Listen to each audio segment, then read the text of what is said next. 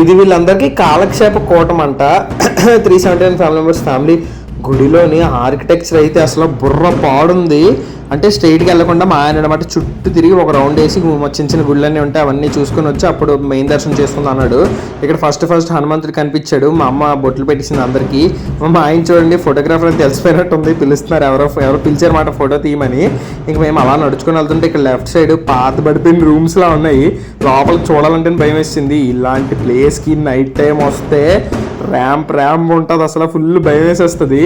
అలా నడుచుకుంటూ చాలా పెద్దగా ఉంది అసలు గుడి. ఇలా లెఫ్ట్ సైడ్ చూసేసరికి అక్కడ ఏదో పల్లకిలా ఉంది. అప్పట్లో ఆ పల్లకిలో వేసుకొని వెళ్ళిపోరంట, అది ఇప్పుడు వాడట్లేదు, అలా పెట్టేసింది.